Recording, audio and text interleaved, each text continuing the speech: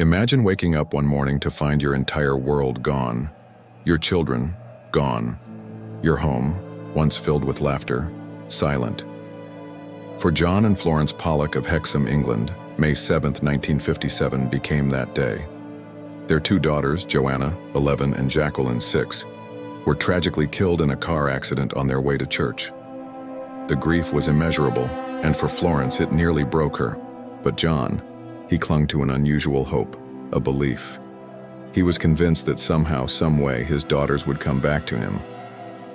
A year later, Florence gave birth to twins, two girls, Jennifer and Jillian, identical twins. Except, they weren't quite identical. Jennifer, the younger by 10 minutes, had a strange birthmark on her forehead, an exact replica of one Jacqueline had. And another mark on her waist perfectly matched a scar her older sister once had after falling onto a bucket. As the twins grew, the similarities only deepened. At just 3, Jillian and Jennifer began asking for toys that had belonged to their late sisters, ones they had never seen before. They correctly named dolls that had been boxed up and hidden away after the accident. They would role-play games that Joanna and Jacqueline used to play, imitating their voices, even their mannerisms, down to the way Joanna used to mother Jacqueline and the way Jacqueline would clutch onto Joanna's hand.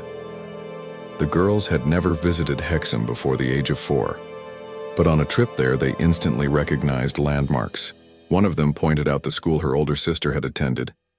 Another mentioned the playground where she had fallen and hurt her knee, something that had, indeed, happened to Jacqueline.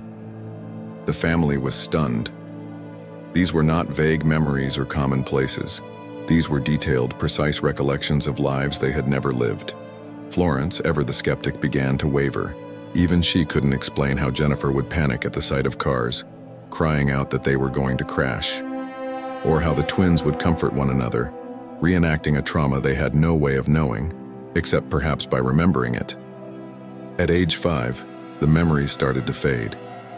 Slowly, the girls stopped talking about Joanna and Jacqueline. They became like any other children, growing into their own personalities.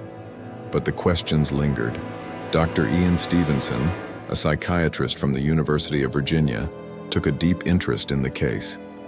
He studied over 2,500 reports of children claiming past life memories, but the Pollock twins were among his most compelling subjects. Stevenson documented the case meticulously, citing the twins' behaviors, birthmarks, and knowledge as striking evidence that something beyond coincidence was at play.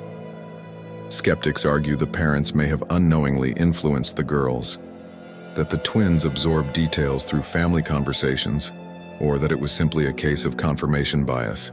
But others remain captivated, wondering, could consciousness in some cases transcend death? Science still has no definitive answer. Reincarnation remains a belief, deeply spiritual, widely reported, but unprovable by conventional means. Still, stories like the Pollock twins whisper to us, unsettling and profound. How do two children recall lives they never lived? Maybe the truth lies somewhere between memory and mystery. Maybe some bonds are too strong to be broken, even by death.